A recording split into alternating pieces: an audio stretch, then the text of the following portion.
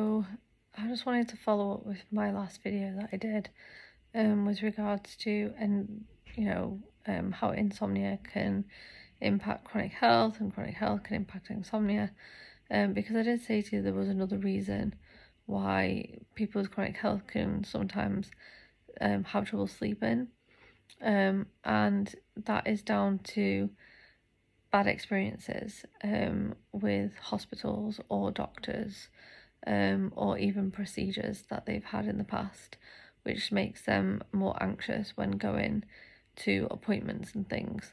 Now, I am probably one of the most used to person of having this happen. I'm just going to give you a brief overview. So I have a cardiac related issue which puts my heart in a very abnormal rhythm, and if this abnormal rhythm is not dealt with as promptly as possible and it's left to continue, it puts me at high risk for cardiac arrest. And I've had this issue since I was pregnant with my middle daughter. Oh, sorry, my middle child, who's my daughter. And so from 2007, I got diagnosed with this condition, and it hindered my pregnancy and everything. It was hit and miss on and off for about 8 years, and I'd had a few serious episodes where I'd have to go to hospital, but nothing major. My heart rate would range between 180 and 200 beats per minute, and I would always be able to do the Valsalva maneuver, which is basically a maneuver that we do in order to kind of trick the vagus nerve into allowing our heart to go back into a normal rhythm. Pretty much like a sneeze would do, or bearing down for a bowel movement would do, only I use a 60ml syringe to do it, to try and push the plunger out, and that's how I would do it. Then in November 2016, after not having a major bout of my arrhythmia for a while, I went in a massive, serious bout of arrhythmia. Thankfully for me, and I thank God for this every day, I wasn't driving. We were just about to go and travel 93 miles to go and see family. And we not long got around the corner and my heart decided to go into this abnormal rhythm. And it was the worst case I'd ever had. I started getting pins and needles up in my jaw. Couldn't feel my arms and my legs. My hand was literally frozen in my hand. Sorry, my phone was literally frozen in my hand, to the point where I had to physically throw it on the floor. I couldn't feel my legs, and if I was to speak to anyone, I felt like I was about to pass out because I was taking the oxygen away from my brain by talking. When we got to the hospital, Phil basically went in, told them, explained the situation, explained that I've had this condition for, I think at the time it'd been about 8 years, and explaining that the arrhythmia that I was in, and the nurse straight away hit him with a obnoxious nature and was like, let's just see then, shall we, because she didn't believe him. And when I got into the A&E department, I got placed on the bed and checked, obviously hooked up to machines, and my heart rate at that time was doing 226 beats per minute. Now, at the time when my heart first started in the car, it was going so fast. I tried doing the Valsalva maneuver on several occasions, and it was helping, but it wasn't helping enough. So my heart was still in the arrhythmia, and I thought it's not going to work. And like I said, by the time I got to the hospital, my heartbeat was still 226 beats per minute and climbing. So they rushed me through to resus. The nurse kind of was like, oh gosh, you are in this arrhythmia, aren't you? And I was kind of like, just roll my eyes at her as I would say, like, you know, you should have believed me in the first place. And when I got into the resus area, I explained to the doctor that I couldn't feel my arms or my legs, and everything felt numb to me and fuzzy. And I was talking to him like I'm talking to you guys right now, and he basically said the only reason why you can't feel your extremities is because of the fact that you're hyperventilating. and I didn't understand what he was getting at. My heart was racing at 226 beats per minute. It doesn't even feel like it's beating, it feels like it's fluttering in your chest. It wasn't beating sufficient blood around my body, which basically means that any blood that was getting pumped around my body was going to where it was needed most, so it was going to my organs and everything. So the only reason why I couldn't feel my arms and legs is because my arms and legs, in terms of a trauma of my heart beating so fast, meant that my arms and legs were classed as insignificant. So all the blood was drawn away from those areas and went to where it was needed. Now, at the time, my head wasn't on straight because I was panicking because of it being the worst arrhythmia I'd ever had. But I knew this situation already. I already knew that he was talking out of his backside. And then over the course of, from the November 2016 through till I had cardiac ablation in 2018 in the February, I'd spent every 2 to 3 weeks in hospital because my heart would go in this abnormal rhythm. Doctors were giving me all kinds of excuses of why I was having this issue. They would state that it was down to my acid reflux, because obviously your heart is pounding against your chest wall, it causes pain. And, you know, it got to a point where I was apparently magically being plucked away from a computer system that stated that I needed some education on how to use the hospital service. Now, I was going for cardiac related issues. I never called an ambulance. I always called our advice line for assistance, just to see a GP, but they would always send an ambulance to me. And I was always rushed to A&E. And that wasn't my fault, that wasn't my doing. But I got penalised for that. I would get told that my chest pain and the problems with my heart was down to acid reflux. I then got told that it was down to costochondritis. I got told that I was just overreacting and that it was probably just anxiety. I got told that it was just the fact that I'm more in tune with my body. So I'm feeling the slightest thing, so it was nothing to worry about. I got told off for being admitted, even though the consultant admitted me because my troponin level was 0.4, so it was borderline. And I got told it was within normal realms, so I should never have been admitted. This is like, that episode there though was after I'd had my ablation. I got told, these are all the things I've been told, pre-ablation, after ablation. I got told that I'm just more prone to it, so to just try and ignore it and sleep through it and whatever, because every time my heart kicked off, I would literally be woken from it. And then I got told it was a bad dream or whatever, and it really started to get on my nerves. I was put on medication eventually. Before my ablation, I was put on a medication. And my medication ended up being increased till the point I was on 240 milligrams of it. Then in February of 2018, I went to a different hospital and I had cardiac ablation. Now, it was up in the arm at the moment, at that time, of whether I had EDS and what type of EDS I had. But they had a very strong feeling that I had it, but obviously my cardiologist had not been made aware of this, and they decided to give me my cardiac ablation anyway, probably just because of the fact they wanted to stop me from going into hospital every 2 or 3 weeks, and to be quite honest, I didn't want to go either. But because of all the excuses they gave me, the rule of thumb for any hospital to see someone with a cardiac related issue or a chest pain or whatever is, if any self-help that you do at home is not working, you are to seek help within 15 minutes. And I was doing that originally at first, but because of all the excuses they were giving me, and that it was just a case of I'm more prone to it, I'm more in tune with my body, and I should just go home and ignore it. I got to the point, especially with them saying that I needed to have assistance in how to use the service, and they even, I think, at one point sent a letter to my doctor saying I'd gone for a non-urgent reason, even though it was a cardiac-related issue. I got to the point where I didn't want to go to the hospital, so I would wait up and anything from 18 plus hours before I'd even go to the hospital.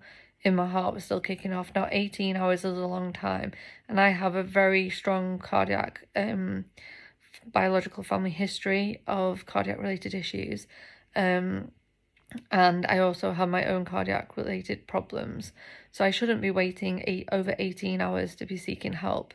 So please don't ever do that. You know, if you feel like there's a problem, please seek help within 15 minutes. Unless it's really, really strong, and obviously then seek help sooner. Like I said, I'd always ever called the advice line. I'd never called an ambulance. And then when I went to have my ablation done, the ablation is done while you're awake. And I'm going to state here right now that I'm going to talk about a traumatic event. So if anyone's waiting cardiac ablation or whatever, you can skip. But I just wanted to let you guys know. So this is my personal experience only. So I just wanted to let you guys know that when I went for this cardiac ablation, they basically strap you to a bed. They basically block your head in, they strap your arms, so you're basically laying almost like you're in a cross position. You're laying flat on a bed, they strap your waist, they strap your ankles, they strap your arms, and they strap your head to make sure you can't move. They put an oxygen mask on you, and obviously you've got a cannula in your arm so that they can give you sedation. And then obviously the procedure is where they basically put an incision in your groin, and then they insert wires into your heart, which then basically they can then control your heartbeat to try and trick your heart to go into the abnormal arrhythmia, so that then it can then ablate the area that's causing that arrhythmia. Now, because of the EDS situation, they gave me sedation and it did not work. But prior to me being strapped to the table, when I first went in, I saw two lovely nurses, and they basically told me that they were going to be with me every step of the way, reassuring me, holding my hand, talking me through everything that was going on so that I didn't panic. And those nurses were nowhere to be seen when this operation started. They stood at the opposite end of the room, gabbing between themselves. And even when everything was in place, with regards to the wires and everything, I was left on the table while they basically sped up and slowed down my heart, which is terrifying. But going back to the beginning of this ablation, they gave me some sedative, and it did not work. I basically felt a bit fuzzy in my head for about 10 seconds, and then I was back in the room again. It was like nothing had ever been given to me. They gave me local anaesthetic in my leg before they gave me an incision, and instead of checking whether I could feel anything, they basically just cut my leg. I explained to the doctor that I could feel it. He asked me whether it was painful. I said it was bearable, and he said, well, you should be fine. I heard it tear and everything, and it was very traumatic. Like I said, I had no one reassuring me throughout the whole thing. I was in a lot of pain in my jaw and my neck at some points, and because I was asking the surgeon questions, his excuse was just to give me more sedation, which again did not work. And then I was left alone on several occasions while they sped up my heart manually and slowed it back down. And they didn't just do it once or twice, they did it several times. He couldn't determine where the arrhythmia was, probably because I was so anxious about being left alone, that he just guessed where the problem was lying and basically ablated where that was. Told me that there was no guarantee that it had been successful because he was only guessing. Then sped my heart up and slowed it down even more, and then basically sent me back to the ward. It was that traumatic. I was laying on the table crying. And then when I got back to the ward, I basically turned around and said that if I ever needed that procedure again, they could get stuffed with it, because I would rather have a pacemaker fitted than ever go through that procedure ever again. I explained how nurses hadn't basically helped me or anything, even though I was told that I'd be reassured. So that was basically a very traumatic experience for me. Given all of the other gaslighting and traumatic information I've been given prior to my ablation as well, and obviously stuff that had happened since my ablation, where I've been told, you know, I don't have any signs of ischemic heart disease, which is great, but I even though that the test result wasn't very conclusive because of my IBS, it was blocking some of the dye that was in my stomach, that they pumped into me to look at my heart and valves and stuff. but I don't have ischemic heart disease, which is great. And my stress test came back fairly okay, but then I couldn't do a full stress test because of my EDS, so I had to have it done with a dye being put into me, which, like I said, they couldn't see very well. All my scans have always come back okay, and said that my structure of my heart is fine. It's just the electrical impulses in my heart that are a bit dodgy.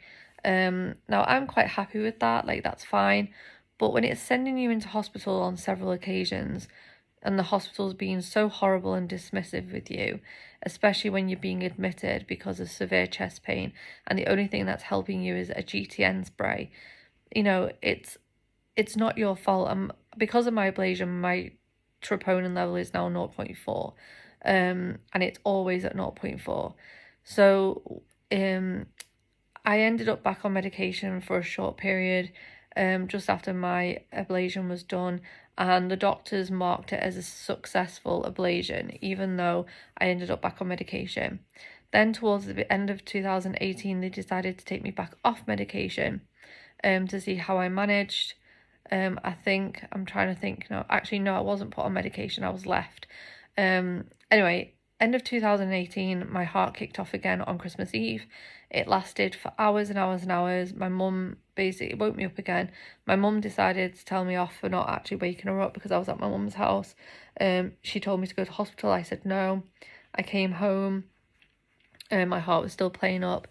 It wasn't as bad, but it was still causing problems. And then that carried on for about 2 weeks. I had it intermittently for 2 weeks. And then eventually the chest pain got too bad to the point where I actually went to hospital. I then got told that they were going to refer me back to my cardiologist. My cardiologist spoke to me. It was the last time my own cardiologist spoke to me was in February of 2019. And he put me back on medication. So that's when I went back on medication. And he put me on the low dose, which is the lowest dose is 120 milligrams. And then in the July of 2019, I became so... from the time of that several episodes in 2 weeks to speaking to my cardiologist and everything, because I only spoke to him by phone, I remember every time I left the house I'd become super anxious. I was having panic attacks. I didn't like being left alone. I got to the point where I didn't want to go to appointments by myself, didn't want to leave my house by myself, and I become very secluded and agoraphobic.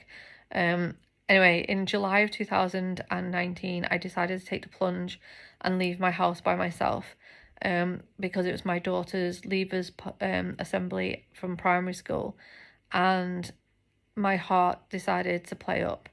I ended up going, after that 2,000 odd children moved out of the hall, I ended up going to the doctor's which is next door to our school. And they called an ambulance for me because of the symptoms I was having. I basically had a burning, tingling sensation and pain into my jaw, numbness down my left arm, and pain in the centre of my chest, which obviously is vindictive of a myocardial infarction or a heart attack type thing, which is symptoms I've never had before. So they called an ambulance, and I ended up with my medication upped again to 280. And then I didn't really go out very much. And then in the January, or I think it was either January or sometime in 2020, I had an echocardiogram, and then I spoke to my cardiologist's registrar, who I spoke to about having orthostatic intolerance to, and he was like, oh no, your heartbeat every time you stood up would have to be like in like 180s, and this, that, and the other, quite old school. Obviously, you know, POTS isn't dealt like that anymore, which I've since been diagnosed with, but he was kind of a bit dismissive. He explained to me that, you know, my echo was okay, my scan of my heart was okay, and that it would be probably feasible for me to go on 180 milligrams of my medication. So that's what happened. I got increased to 180 milligrams. And then in the February of 2020, I went to hospital again. Again, this time I was in the middle of the motorway when my heart kicked off. I went to the local hospital near my mum's house.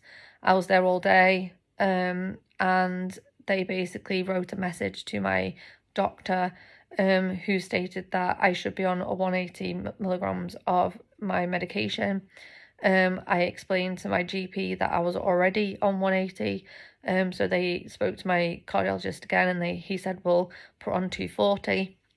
So I'm literally now back on the medication dosage I was on pre-ablation. But since then, he's had the audacity to tell my new GI doctor that he can take me off my heart medication and put me on another medication to help me try and empty my stomach, which is red listed for anybody with a cardiac issue. Which obviously even the milder ones that were amber were starting my heart off. So there's no way I'm going to be able to do that, because he's stating that he's had no liaison with me or any heart issue related issues from me in the last couple of years, which is obviously rubbish, because he's increased my medication. However, my heart is still playing up. It's just the fact that it eases off within that 15-minute marker. Not only that, but my local hospital has done several things that are wrong. So of course they've messed up tests, they've messed up test results, mixed them around with other people's. They have allowed me to be in pain a lot longer than I should have done. They took my feeding tube off me and then left me suffering for at least 8 months before they could put it back. They've basically done nothing but neglect me and cause like loads of trouble for me. So I get very anxious when I go to an appointment at my hospital. You know, if you put on even like a pound, when you've got gastroparesis, if you put on 1 pound and your BMI is over the standard BMI, they automatically think that you're, you know, okay and you don't need your tube anymore, even though it's my tube that's keeping me stable. So I don't get it, but let's just put it this way. You get very anxious when it comes to appointments when you've been through so much trauma and so much hellish gaslighting and neglect from a hospital. And I'm not the only person with chronic health that has been through this. And like I said, you do get to the point where you become very anxious to even set foot in the hospital for an appointment, and you worry about every appointment because you're wondering, is this doctor going to listen to me today? Is this doctor going to be paying attention? You know, will I be able to get everything across without them interrupting me? You know, or am I going to get some rubbish doctor that doesn't want to listen, who is just going to dismiss everything I say, and then I'm going to have to start all over again? So it hinders on your mind all the time. And especially if you're seeing a new doctor, you know, you don't sleep the night before. And that again can hinder on your sleep, hinder on insomnia, which again can hinder on your pain level and your flare-ups, which then obviously has an impact on your sleep as well on top of that. And like I said, you end up in that spiral of going round in circles all the time, of not being able to sleep, having anxiety, then having more pain flare up, to the point where you then end up in with lack of sleep even more, and it's just a vicious cycle. So that's what I wanted to say, is the fact that, you know, chronic pain and chronic health conditions are not just the only things that can hinder sleep. When you're disabled and you have chronic health issues, actually going to appointments can also hinder your sleep, which can also have an impact on your health, and then have an impact on your sleep as well. So it's not just that, and it is a lot to cope with. You know, people think that, you know, having chronic health issues, you get seen, you get treated, you come home, everything's fine. That's not the way it works. And I didn't know that until, you know, I had this problem. Like I just said to you guys that I've been through a lot with my hospital. The last thing I did with my hospital was I went to the hospital after having a vaccination for the pandemic, and 17 days later I was fine 1 minute and I woke up the next morning unable to see. Like I could not see at all. I could barely see my phone just to ring the advice line, and they told me to go to the hospital. I went to the hospital and they referred me to the ophthalmology clinic. I saw them, and then I got a letter sent to my GP to tell them that I'd gone for a non-urgent reason, despite ophthalmology telling me that I'd done the right thing by going there, because no other opticians at all would have been able to treat me. And they had no idea what it was. They just classed it as inflammation given to me because of the injection that I'd had. And I'd had an adverse reaction 17 days later. because it's never happened to me since. So, and I did have a bit of an issue after I had my second vaccine, which was the same vaccination as my first one. So when I had my boosters, I had two different types of boosters that weren't the same type of medication, and I was fine. So yeah, like, I honestly don't understand it, because that somebody being absolutely fine 1 minute and then waking up not being able to see could have been something very serious. I could have had a clot behind my eyes, or I could have had a brain bleed, or I could have had a tumor, and they're telling my GP that I've gone for a non-urgent reason. Like, it's even when I go to the hospital for my feeding tube being blocked. Like, this is my only source of nutrition and hydration, and if I go to the hospital with this blocked, they are like, oh, she's come for a non-urgent reason, but this would make me severely dehydrated, and that then becomes a medical emergency. So I have to have it unblocked. And even the gastros have said to me, like, you've not done anything wrong coming to the hospital with your feeding tube blocked, because how else are you going to unblock it? Especially when you've had your feeding team nurses come and try and unblock it, and you've spent several hours at home trying to unblock it and you can't.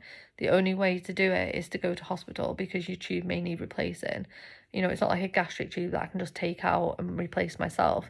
This is one that goes into my bowel. So yeah, there's a lot of things that can impact on sleep, but you know, chronic pain, your health conditions itself, and anxiety over speaking to doctors, and especially when you've been neglected and treated so badly in the past, can have a massive impact on how you sleep, which then obviously has an adverse effect on your health and then your sleep again. So, vicious cycle, but I hope this makes sense, and thank you for watching. I hope you're going to have a lovely weekend. Sorry these updates have been quite far and between everything else. You know, the kids are off school and it's very hard to tape, especially when they're around. And you know, I'm having to take these things that late at night so that the dogs are quiet and the kids are in bed. But yeah, I hope that you have a lovely day tomorrow on Friday, and I hope that you have a nice weekend. But thank you for watching, thank you for your support, and don't forget to subscribe. Bye.